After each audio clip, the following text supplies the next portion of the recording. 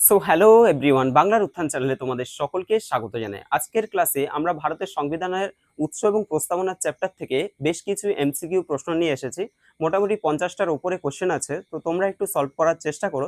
যারা থিওরি পড়েছো তাদের ক্ষেত্রে আশা করি তোমরা ঠিকঠাক অ্যান্সার দিতে পারবে। তো দেখো, আমি তোমাদের মোটামুটি 4 থেকে 5 সেকেন্ড বা 3 থেকে 4 সেকেন্ড সময় দেবো, তোমরা তার মধ্যে অ্যান্সার করার চেষ্টা করবে।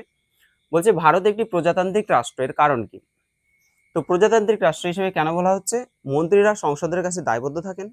ভারতের রাষ্ট্রপতির পদটি একটি নির্বাচিত পদ। রাষ্ট্রপতির আনুকূল্যে মন্ত্রীরা শপথে আসীন থাকেন। নাকি ভারতীয় জনগণ রাজনৈতিকভাবে সার্বভৌম? তাহলে অ্যান্সার কি হবে? অ্যান্সার হয়ে যাবে অপশন ডি, ভারতের জনগণ রাজনৈতিকভাবে সার্বভৌম। দেখো, প্রজাতান্ত্রিক রাষ্ট্র মানেই হচ্ছে রাষ্ট্র কি করবে? রাষ্ট্র কিন্তু প্রজাদের কল্যাণ, অর্থাৎ কি জনগণের কল্যাণ সাধনকে কেন্দ্র করেই কিন্তু তারা সমস্ত কিছু করবে। তার মানে সেখানে কিন্তু জনগণই কিন্তু রাজনৈতিকভাবে সার্বভৌম হয়ে উঠবে। পরের প্রশ্নে চলে যাচ্ছি। বলছে সার্বভৌম কথাটির অর্থ কি? সার্বভৌম কথাটার সঠিক অর্থ কি হবে? বৈদেশিক নিয়ন্ত্রণ থেকে মুক্ত, অভ্যন্তরীণ নিয়ন্ত্রণ থেকে মুক্ত, কোনো আন্তর্জাতিক সংস্থার নিয়ন্ত্রণ থেকে মুক্ত, নাকি সীমানা সম্পর্কিত বিতর্ক থেকে মুক্ত? অ্যান্সার কি হবে? বৈদেশিক নিয়ন্ত্রণ থেকে মুক্ত। সার্বভৌম মানে হচ্ছে কোনো রকম বৈদেশিক নিয়ন্ত্রণ থাকবে না। কোয়েশ্চেন নাম্বার 3, প্রস্তাবনায় উল্লিখিত যে রাষ্ট্র ব্যবস্থা ভারতীয়দের ভোটাধিকার প্রদান করে সেটি হলো, তাহলে ভোটাধিকার যে প্রদান করে সেটা আমরা যে ভোট দিই সেটা কোন ভাগের মধ্যে পড়তে পারে? ধর্মনিরপেক্ষ গণতন্ত্র, সমাজতন্ত্র, নাকি প্রজাতন্ত্র? কি হবে? ভোট দেওয়া মানেই হচ্ছে সেটা হচ্ছে মানুষের গণতান্ত্রিক অধিকার, তাই তো? গণতান্ত্রিক অধিকার অর্থাৎ গণতান্ত্রিক, এটা হচ্ছে গণতন্ত্র। গণতন্ত্র দেশের বৈশিষ্ট্যই হচ্ছে জনগণ কি করবে? ভোটের মাধ্যমে সরকারকে নির্বাচন করবে। ভারতীয় সংবিধানের আত্মা বলা হয় কোনটাকে? মৌলিক অধিকারকে, ভারতীয় সংবিধানের প্রস্তাবনাকে, রাষ্ট্র পরিচালনার নির্দেশমূলক নীতিকে, নাকি ওপরের কোনোটিই নয়? সংবিধানের আত্মা তোমাদের আমি বলেছিলাম ঠাকুরদাস ভার্গব, তাই তো? ঠাকুরের সাথে আত্মা সম্পর্কিত, তাহলে ঠাকুরদাস ভার্গব তিনি কোন জিনিসকে? না, প্রস্তাবনাকে, ভারতীয় সংবিধানের যে প্রস্তাবনা আছে সেই প্রস্তাবনাকে সংবিধানের আত্মা বলে অভিহিত করেছেন।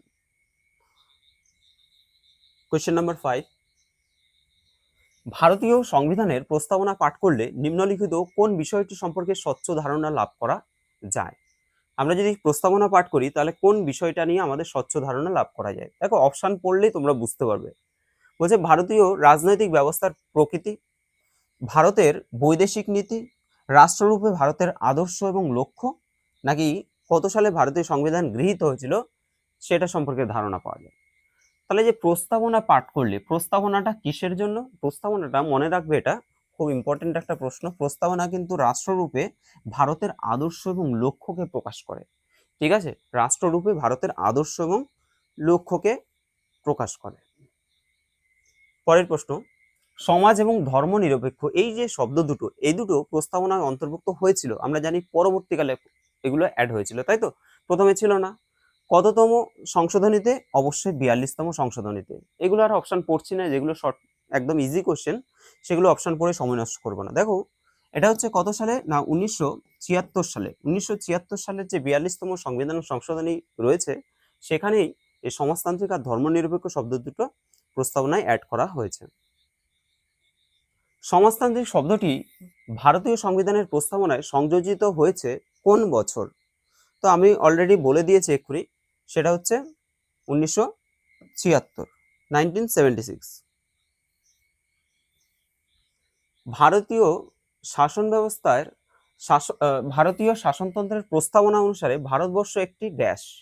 ভারতবর্ষ একটি কি? প্রস্তাবনাটা কি সেটাই বলতে বলছে। আমরা জানি সার্বভৌম, সমাজতান্ত্রিক, ধর্মনিরপেক্ষ, গণতান্ত্রিক, প্রজাতন্ত্র। তার মানে কি হবে? Option D.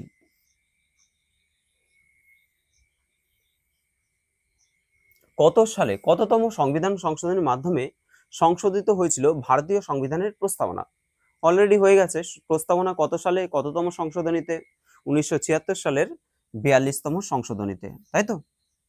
সংশোধন করা হয়েছে। পরের প্রশ্ন দেখো, বলছে যে নিচের কোন শব্দটি সংবিধানের প্রস্তাবনায় বর্ণিত হয়নি? আমাদের যে প্রস্তাবনা রয়েছে সেই প্রস্তাবনায় এই শব্দগুলোর মধ্যে কোন শব্দটা আমরা দেখতে পাইনি? সমাজতান্ত্রিক অবশ্যই রয়েছে, ধর্মনিরপেক্ষ আছে, সার্বভৌম গণতান্ত্রিক প্রজাতন্ত্র, এগুলো সবগুলোই রয়েছে। কিন্তু এই যে ইউনিয়ন বা কেন্দ্রীয়, এটা কিন্তু আমাদের প্রস্তাবনায় নেই। দেখো প্রত্যেকটা কিন্তু বিভিন্ন সালে আসা প্রশ্ন, ঠিক আছে? তো এই ধরনের প্রশ্নগুলো তোমাদের কেমন লাগছে অবশ্যই বলবে। আর এর থেকেও যদি আরো যদি তোমরা অন্য টাইপের প্রশ্ন চাও, আমি কিন্তু সেটাও দিতে পারি। আচ্ছা, এরপরে বলছে যে জাতীয় সংবিধানের প্রস্তাবনায় সমাজতান্ত্রিক এবং ধর্মনিরপেক্ষ শব্দ দুটি সংযোজিত হয়েছে কত সালে? তো অবশ্যই 1976 সালে। বলছি যে ভারতীয় সংবিধানের প্রস্তাবনার ধারণাটি, এই যে প্রস্তাবনার যে কনসেপ্টটা, সেটা কোথা থেকে গৃহীত হয়েছে? তোমাদের প্রথমেই আমি ভিডিওতে সমস্ত এগুলো আলোচনা করা হয়েছে। সেটা হচ্ছে কি, যে মার্কিন যুক্তরাষ্ট্র অর্থাৎ আমেরিকার সংবিধান থেকে কিন্তু এই প্রস্তাবনার কনসেপ্টটা নেওয়া হয়েছে। ঠিক আছে, তোমাদের একদম যে ক্লাসটা আমি করিয়েছি, যে দুটো ক্লাস, সেই দুটো ক্লাসে কিন্তু তোমরা এগুলো সব প্রায় থিওরি যারা পড়েছো তাদের অসুবিধা হবে না। ধর্মনিরপেক্ষ বলছে নিচের কোনটি ভারতকে একটি ধর্মনিরপেক্ষ হিসেবে বর্ণনা করে? ভারত যে একটা ধর্মনিরপেক্ষ দেশ, সেটা কোনটার মধ্যে রয়েছে? মৌলিক অধিকারের মধ্যে লেখা আছে, নবম তপশিল, নির্দেশমূলক নীতি, নাকি সংবিধানের প্রস্তাবনা? তো অলরেডি আমরা পড়েছি প্রস্তাবনায় কি হয়, যে প্রস্তাবনা লেখা আছে সার্বভৌম, সমাজতান্ত্রিক, ধর্মনিরপেক্ষ। তাহলে ধর্মনিরপেক্ষ আছে, অপশন ডি। নেক্সট দেখো, 1975 সালে ভারতীয় সংবিধানের প্রস্তাবনায় নিচের কোন শব্দটি অন্তর্ভুক্ত ছিল না? খুব ভালো একটা প্রশ্ন। দেখো 1975 সালে, আমরা জানি 1976 সালের যে 42তম সংবিধান সংশোধনী রয়েছে, সেখানে যে অনেকগুলোতে চেঞ্জ করা হয়েছে, তাই না? প্রস্তাবনায় বেশ কিছু পরিবর্তন করা হয়েছে। তো সেখানে দেখো, তাহলে 75 সালে কোনটা ছিল না, অর্থাৎ 76 সালে সেটা অ্যাড করা হয়েছে, তার জন্য 75 সালে ছিল না বলছে। সৌভ্রাতৃত্ব ছিল, সার্বভৌম ছিল, সাম্য ছিল, কিন্তু এই যে সংহতি কথাটা, এটা কিন্তু ছিল না, বা এটাকে ইন্টিগ্রিটি বলি আমরা। তো সংহতি বা ইন্টিগ্রিটি, এই শব্দটা হচ্ছে 76 সালে অ্যাড হয়। ঠিক আছে, পরের প্রশ্নে চলে যাচ্ছি। ভারতীয় সংবিধানের প্রণয়নের সময় নিচের কোন ধারণাটি প্রস্তাবনায় অন্তর্ভুক্ত করা হয়নি? যখন সংবিধান প্রণয়ন করা হয় সেই সময় বলছে প্রস্তাবনায় কোনটা অন্তর্ভুক্ত করা হয়নি? সাম্য, স্বাধীনতা, সমাজতান্ত্রিক, নাকি ন্যায়? তো সমাজতান্ত্রিক আর হচ্ছে ধর্মনিরপেক্ষ, এগুলো হচ্ছে 1976 সালে অ্যাড হয়, সেগুলো কিন্তু প্রথমে ছিল না।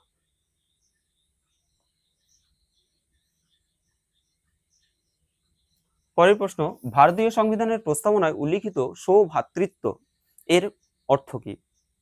সৌভ্রাতৃত্ব কথাটার অর্থ কি? ভ্রাতৃত্ব ভালোবাসা ও স্নেহ, বন্ধুত্ব ভাবাপন্ন, নাকি রাষ্ট্রের প্রতি ভালোবাসা?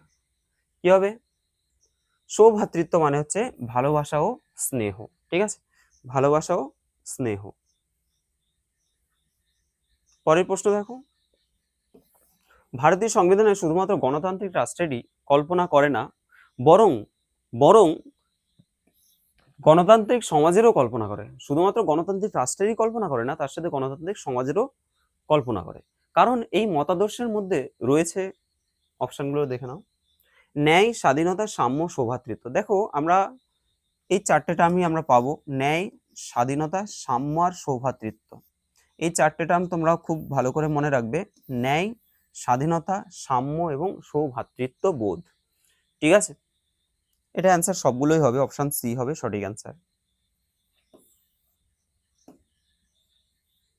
পরের প্রশ্নে চলে যাচ্ছি। প্রস্তাবনার অর্থ হলো চূড়ান্ত ক্ষমতা ন্যস্ত থাকে কার হাতে? প্রজাতন্ত্র। প্রজাতন্ত্রের অর্থ কি? প্রজাতন্ত্র মানে প্রজাতান্ত্রিক রাষ্ট্র, তার মানে জনগণের হাতে সমস্ত ক্ষমতার ন্যস্ত থাকে, নাকি মন্ত্রীদের হাতে, রাজা রানীর হাতে, না বিজয়ী দলের হাতে? অ্যান্সার কি হবে? অবশ্যই জনগণের হাতে। প্রজাতান্ত্রিক রাষ্ট্র মানেই হচ্ছে জনগণের হাতে সমস্ত ক্ষমতা থাকছে।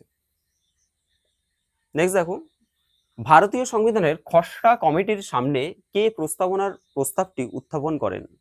তাহলে খসড়া কমিটির সামনে কে প্রস্তাবনা, এই যে প্রস্তাবনা তোমাদের আমি বলেছিলাম যে প্রস্তাবনাটা কে উত্থাপন করেছিল, প্রস্তাবটা কে রেখেছিলেন? দ্য অবজেক্টিভ রিচ সলিউশন, তাই তো? জওহরলাল নেহেরু, অবশ্যই এটাই হবে, জওহরলাল নেহেরু। ভারতীয় সংবিধানের প্রস্তাবনায় উল্লিখিত আমরা আমরা আমরা বলতে কাদেরকে বলাচ্ছে? আমরা বলতে সেটা হচ্ছে কি, ভারতীয় জনগণ, তাই তো? আমরা তথা সেখানে ভারতীয় জনগণ। ভারতের সংবিধান কঠোর, অতি কঠোর, নমনীয়, আংশিক কঠোর নাকি আংশিক নমনীয়? তোমাদের আমি বলেছি ভারতের সংবিধানের মধ্যে দুরকম বৈশিষ্ট্য আমরা দেখতে পাই, একটা হচ্ছে ফ্লেক্সিবিলিটি অর্থাৎ নমনীয়, আরেকটা হচ্ছে রিজিডিটি অর্থাৎ কি, সেটা হচ্ছে কঠোর আর কি। মানে এই দুটোই আর কি, দুটোরই সমন্বয়, ফ্লেক্সিবিলিটি এবং রিজিডিটি দুটোরই সমন্বয়। তার মানে অপশন ডি হবে সঠিক অ্যান্সার। কিছু কিছু ক্ষেত্রে খুব কুইক পরিবর্তন করা যায়, আবার কিছু কিছু ক্ষেত্রে পরিবর্তন করা যায় না সহজে।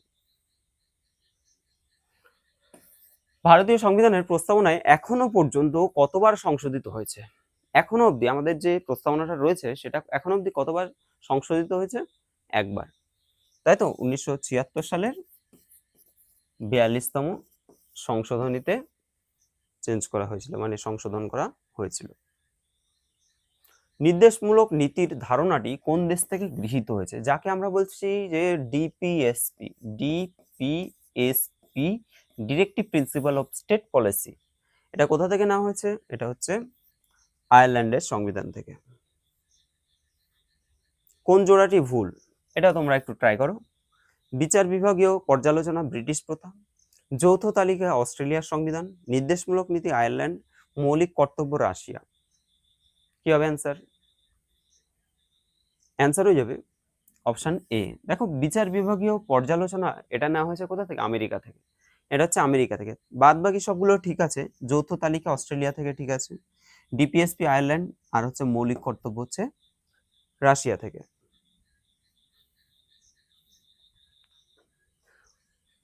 বলা হচ্ছে ভারতীয় শাসনতন্ত্র নিম্নলিখিত দেশের অনুকরণে পার্লামেন্টারি শাসন ব্যবস্থা রূপায়ণ করেছে। বলছে ভারতীয় শাসনতন্ত্র নিম্নলিখিত দেশের অনুকরণে পার্লামেন্টারি শাসন ব্যবস্থা, ঠিক আছে? পার্লামেন্টারি শাসন ব্যবস্থা কোথা থেকে এই কনসেপ্টটা নেওয়া হয়েছে? তো এটা অবশ্যই ব্রিটেন থেকে হবে, ঠিক আছে? ব্রিটেন থেকে। দেখো, ইউপিএসসি তে আসা 2003 সালের একটা কোশ্চেন, স্তম্ভগুলো মেলাতে বলছে। এখানে কি বলছে? নির্দেশমূলক নীতিসমূহ বলো কোন স্তম্ভের সাথে মিলবে। তাহলে এটা হচ্ছে ডিপিএসপি হচ্ছে আয়ারল্যান্ড। মৌলিক অধিকার হচ্ছে আমাদের, এটা হয়ে যাবে আমেরিকা। যুগ্ম তালিকা কি হবে? অস্ট্রেলিয়া। আর কেন্দ্রের অধিক ক্ষমতা এটা কি হবে? কেন্দ্রের অধিক ক্ষমতা সম্পন্ন যুক্তরাষ্ট্রীয় ভারত, এটা কানাডা, ঠিক আছে? কানাডা। তাহলে অপশন কি হবে? আচ্ছা, একের হয়ে গেল সি, মানে 3 নাম্বার, 3 5 1 2, ঠিক আছে? ডি হয়ে যাবে অ্যান্সার। অ্যান্সার কি হবে? অ্যান্সার হবে অপশন ডি।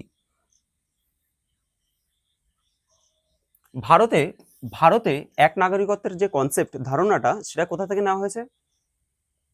কুইক অ্যান্সার দেবে অবশ্যই ইংল্যান্ড বা ব্রিটেন থেকে। পরের প্রশ্ন, নিম্নলিখিত কোন বৈশিষ্ট্য ভারতীয় সংবিধান প্রণেতারা আমেরিকা থেকে নিয়েছেন?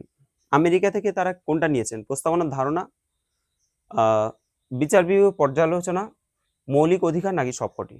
তো বুঝতে পারছো কি হবে অ্যান্সার? সবকটি হবে, তাই না? কারণ প্রস্তাবনার কনসেপ্টটা আমরা আমেরিকা থেকে নিচ্ছি, বিচার বিভাগীয় যে পর্যালোচনা, পুনর্বিবেচনা, সেটাও আমরা আমেরিকা থেকে নিচ্ছি, মৌলিক অধিকারটাও আমরা আমেরিকা থেকে নিচ্ছি। ভারতীয় সংবিধানের যে দেশ থেকে যুক্তরাষ্ট্রীয় যে ব্যবস্থার স্কিমটি নিয়েছে, যুক্তরাষ্ট্রীয় ব্যবস্থা, ঠিক আছে? যুক্তরাষ্ট্রীয় ব্যবস্থা এটা কোথা থেকে নেওয়া হয়েছে? 2026-এর সিজিএল এর কোশ্চেন, সরি 2006 সালের, তাই তো? 6 সালের। তাহলে যুক্তরাষ্ট্রীয় যে শাসন ব্যবস্থা বা শক্তিশালী কেন্দ্রের উপস্থিতি, এটা কোথা থেকে নেওয়া হয়েছে? কানাডা থেকে। কানাডা। পরের প্রশ্ন দেখো, বলছে যে নিচের কোন রাষ্ট্র থেকে ভারতীয় সংবিধান লিখিত সংবিধানের ধারণাটা নিয়েছে? লিখিত সংবিধান, রিটেন কনস্টিটিউশন, কি হবে? আচ্ছা, লিখিত সংবিধান এটা বলছে যে লিখিত সংবিধান এটা হচ্ছে মার্কিন যুক্তরাষ্ট্র বা আমেরিকা থেকে নেওয়া হয়েছে। এরপর দেখো, দেশের সর্বোচ্চ আইন কোনটি? দেশের সর্বোচ্চ আইন কোনটি? অপশন কি আছে? ভারতীয় দণ্ডবিধি, দেওয়ানি কার্যপ্রণালীর সংহিতা, ভারতীয় সংবিধান নাকি ফৌজদারি কার্যপ্রণালীর সংহিতা? তো দেশের সর্বোচ্চ আইন মানেই হচ্ছে আমাদের ভারতের সংবিধান, ঠিক আছে? সংবিধানই সবার উপরে। পরের প্রশ্ন দেখো, ভারতীয় সংবিধানে উল্লিখিত মৌলিক অধিকারগুলি নিম্নলিখিত কোন রাষ্ট্র থেকে গৃহীত হয়েছে? মৌলিক অধিকারের যে কনসেপ্ট কোথা থেকে নেওয়া হয়েছে? অ্যান্সার কি হবে বলো? আমেরিকা, তাই তো? মৌলিক অধিকার হবে আমেরিকা। পরের প্রশ্ন দেখো, বলছে নিম্নলিখিত কোন রাষ্ট্র থেকে ভারত সংবিধান সংশোধন প্রক্রিয়ার ধারণাটি কনসেপ্ট করেছে, গ্রহণ করেছে, তাই তো? বলছে সংবিধান সংশোধন, এই যে সংবিধান সংশোধনের যে কনসেপ্ট সেটা কোথা থেকে গৃহীত হয়েছে? South Africa. ঠিক আছে, আচ্ছা তোমরা কমেন্ট করবে যে সংবিধান যে সংশোধন হয়েছে সেটার আর্টিকেল কত?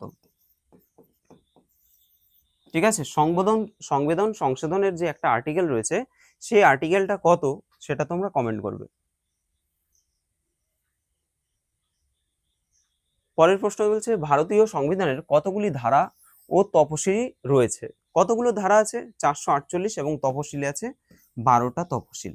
ঠিক আছে, 12টা তফসিল রয়েছে।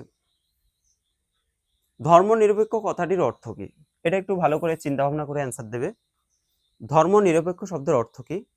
রেলের টিসিতে 2011 সালের আসা প্রশ্ন। ধর্মীয় উপাসনার অনুমতি দেওয়া হয় না, নাকি রাষ্ট্র একটি বিশেষ ধর্মের প্রতি পক্ষপাতিত্ব করবে, রাষ্ট্র কোনো ব্যক্তির ব্যক্তিগত ধর্মীয় বিশ্বাস এবং ধর্ম প্রচারের স্বাধীনতা হস্তক্ষেপ করবে না, নাকি কোনোটিই নয়? কি হবে? অবশ্যই সি হবে, তাই তো? রাষ্ট্র কোনো ব্যক্তির ব্যক্তিগত ধর্মীয় বিশ্বাস ও ধর্ম প্রচারের স্বাধীনতায় হস্তক্ষেপ করবে না। বলছে যে বিশ্বের বৃহত্তম লিখিত সংবিধান কোন দেশের? অ্যান্সার হবে ভারত। বিশ্বের বৃহত্তম এবং জটিল সংবিধান, বৃহত্তম এবং জটিল। তারপরে বলছে ভারতীয় সংবিধানের কতগুলি তফসিল আছে বা শিডিউল আছে? কতগুলো শিডিউল আছে? টোটাল 12টা। ভারতীয় সংবিধানের কতগুলি অধ্যায় বা অংশ আছে? কতগুলো অধ্যায় বা পার্ট রয়েছে? পার্ট আছে কটা? 25টা পার্ট বা অধ্যায়। পরের প্রশ্ন দেখো, ভারতীয় সংবিধানে আলোচিত রাষ্ট্রপতি নির্বাচন পদ্ধতি, রাষ্ট্রপতির যে নির্বাচন পদ্ধতি এটা কোথা থেকে গ্রহণ করা হয়েছে? আয়ারল্যান্ড, জাপান, সাউথ আফ্রিকা, নাকি মার্কিন যুক্তরাষ্ট্র? বলো কি হবে? তাহলে রাষ্ট্রপতির যে নির্বাচন পদ্ধতি সেটা হচ্ছে আয়ারল্যান্ডের সংবিধান থেকে গ্রহণ করা হয়েছে, আয়ারল্যান্ড। ঠিক আছে, পরের প্রশ্নে, ভারতীয় সংবিধানে বর্ণিত যুগ্ম তালিকার যে কনসেপ্ট রয়েছে সেটা কোন দেশ থেকে গৃহীত হয়েছে? যুগ্ম তালিকার কনসেপ্ট কোথা থেকে গৃহীত হয়েছে বলো এটা? অস্ট্রেলিয়া, ব্রিটেন, কানাডা, নাকি চীন? অ্যান্সার হয়ে যাবে অস্ট্রেলিয়া। যুগ্ম তালিকা, যৌথ তালিকা, এটা হবে অস্ট্রেলিয়া। ভারতীয় সংবিধানের প্রস্তাবনাকে সংবিধানের আত্মা বলেছেন কে? তোমাদের অলরেডি আমি বলেছি প্রস্তাবনাকে কে আত্মা বলেছেন, তিনি হলেন ঠাকুরদাস ভার্গব, তাই তো? তোমাদের মনে করিয়েছি আমি যে ঠাকুরদাস ভার্গব, তাই তো? Option D. এই যে ঠাকুরের সাথে আত্মা, তাহলে আত্মা ঠাকুরের আত্মা, তাই তো? তাহলে সংবিধানের আত্মা হচ্ছে ঠাকুরদাস ভার্গব। পরের প্রশ্ন, ভারতীয় সংবিধানে রয়েছে কি? রয়েছে 399টি ধারা, আচ্ছা 412, 430 না 448টি ধারা? কি হবে বলো?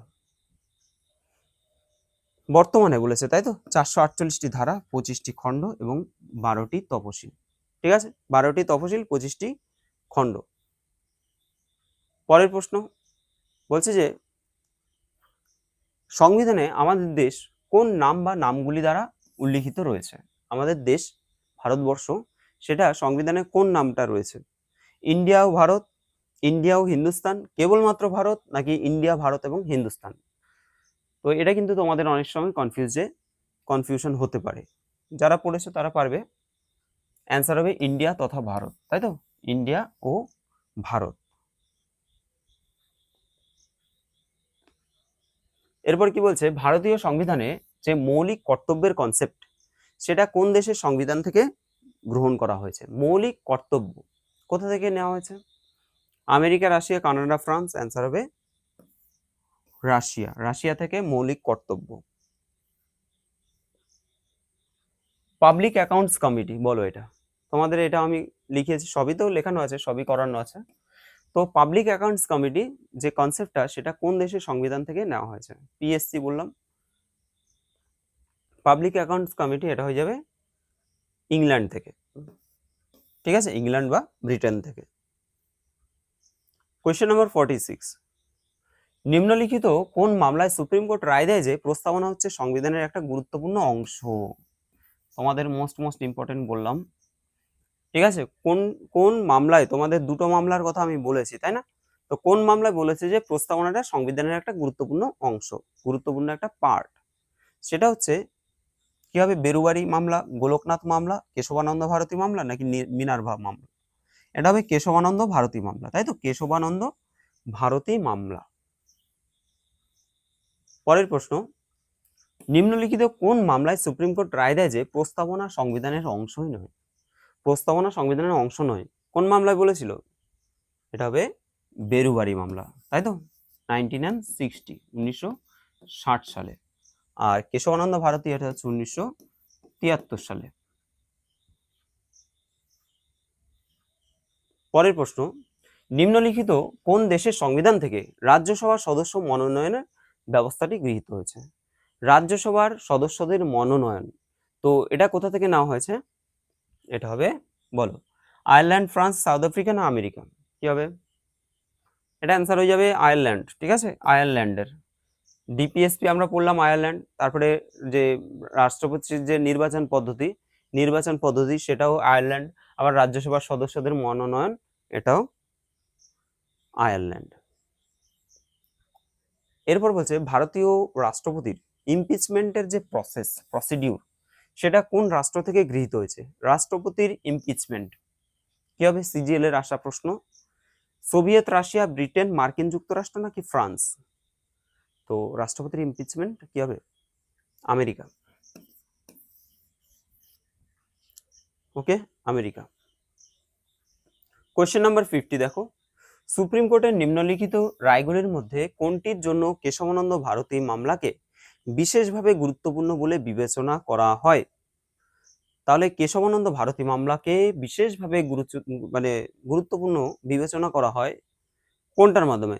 দেশ থেকে অস্পৃশ্যতা বিলোপ, রাজনৈতিক উদ্দেশ্যে ধর্মকে ব্যবহার করা যাবে না, সংবিধানের মৌলিক কাঠামোর কোনো রকম পরিবর্তন করা যাবে না, নাকি যে কোনো পরিস্থিতিতে জীবন ও স্বাধীনতা রক্ষাকে স্থগিত রাখা যাবে না? কি হবে? অ্যান্সার হয়ে যাবে অপশান সি, তাই তো, অপশান সি হয়ে যাবে। কারণ এই যে কেশবানন্দ ভারতী মামলায় বলেছে যে সংবিধানের মৌলিক কাঠামোর কোনো রকম পরিবর্তন করা যাবে না, এবং প্রস্তাবনা হচ্ছে সংবিধানের একটা গুরুত্বপূর্ণ অংশ। পরের প্রশ্ন দেখো, ভারতীয় সংবিধানে উল্লিখিত অবশিষ্ট ক্ষমতার অর্থ কি? অবশিষ্ট ক্ষমতার অর্থ কি? ইম্পর্টেন্ট একটা কোশ্চেন, 13 সালে আসা প্রশ্ন, সিএইচএসএল এর। আন্তর্জাতিক বিষয়ের সাথে সম্পর্কিত ক্ষমতা। অবশিষ্ট ক্ষমতা মানে কি আন্তর্জাতিক বিষয়ের সাথে সম্পর্কিত ক্ষমতা, নাকি কেন্দ্র রাজ্য সরকারের মধ্যে কর্তৃক ব্যবহৃত ক্ষমতা, অভ্যন্তরীণ জরুরি অবস্থার সাথে সম্পর্কিত ক্ষমতা, নাকি কেন্দ্র, রাজ্য এবং যুগ্ম তালিকাভুক্ত নয় এমন ক্ষমতা? দেখো, আমরা 3 রকম ক্ষমতা পড়েছি, একটা হচ্ছে কেন্দ্র তালিকাভুক্ত, একটা রাজ্য তালিকাভুক্ত, আরেকটা হচ্ছে যুগ্ম তালিকাভুক্ত, ঠিক আছে। তো যেগুলো কেন্দ্র তালিকাভুক্ত সেগুলো কেন্দ্র ধরো সেগুলো তারা চালাতে পারে, বা সেখানে তারা আইন তৈরি করতে পারে। রাজ্য তালিকাভুক্ত আইন তৈরি করতে পারে। যেগুলো যুগ্ম তালিকাভুক্ত সেগুলো কেন্দ্র এবং রাজ্য দুজনেই পারে। কিন্তু এমন একটা বিষয় চলে আসলো যেটা নতুন। আমি যেমন বলছি, ধরো এআই চলে আসলো, ঠিক আছে, আগে এআই ছিল না, এখন নতুন করে এআই আসলো। এখন এআই নিয়ে যদি কোনো রকম আইন লাগু করতে হয়, তাহলে সেটা কে করতে পারবে? সেটাই হচ্ছে অবশিষ্ট ক্ষমতা, এবং সেটা পারবে একমাত্র কেন্দ্র, ঠিক আছে। এটা অ্যান্সার অপশন ডি হয়ে যাবে। কি বলছে? ভারতীয় কোন দেশের সংবিধান অনুসরণে অবশিষ্ট ক্ষমতা কেন্দ্রের হাতে অর্পিত রয়েছে? এই যে অবশিষ্ট ক্ষমতা, সেটা কেন্দ্রের হাতে থাকবে, এটা কোন দেশের সংবিধান থেকে নেওয়া হয়েছে? এটা হচ্ছে কি হবে? আমেরিকা, কানাডা, সাউথ আফ্রিকা না অস্ট্রেলিয়া? অবশ্যই কানাডা হয়ে যাবে। কেন্দ্রের কাছে যে অবশিষ্ট ক্ষমতা, সেটা হচ্ছে কানাডা থেকে নেওয়া হয়েছে। নেক্সট কোশ্চেন বলছে যে কোন ঘটনার দ্বারা অনুপ্রাণিত হয়ে ভারতীয় সংবিধানে সাম্য, স্বাধীনতা এবং সৌভ্রাতৃত্বের কথা বলা হয়েছে? এটা খুবই ইম্পর্টেন্ট একটা প্রশ্ন, ঠিক আছে, এবং কমন একটা প্রশ্ন। দেখো 2021 সালের WBCS প্রিলি পরীক্ষা এটা এসেছিল। তো এটা কি হবে? রুশ বিপ্লব, রাশিয়া বিপ্লব, ফরাসি বিপ্লব, আমেরিকার স্বাধীনতা যুদ্ধ, নাকি কোনোটি নয়? মনে রাখবে সাম্য, স্বাধীনতা, সৌভ্রাতৃত্ব। সাম্য, স্বাধীনতা, সৌভ্রাতৃত্ব, এটা হচ্ছে ফরাসি বিপ্লবের আদর্শে অনুপ্রাণিত। ওকে, তাহলে আজকে আমরা মোটামুটি 53খানা প্রশ্ন কিন্তু আমাদের হয়ে গেল। তো তোমাদের কোয়েশ্চেনগুলো কেমন লাগলো অবশ্যই কমেন্ট করবে, আর ক্লাসটা কেমন লেগেছে কমেন্ট করো। যদি ভালো লাগে লাইক করে দিও, ফ্রেন্ডদের সাথে একটু শেয়ার করে দিও। আজকের জন্য এখানে দেখা হচ্ছে তোমাদের সাথে পরের ভিডিওতে, এবং নতুন একটা চ্যাপ্টার নিয়ে কিন্তু আমি আসতে চলেছি।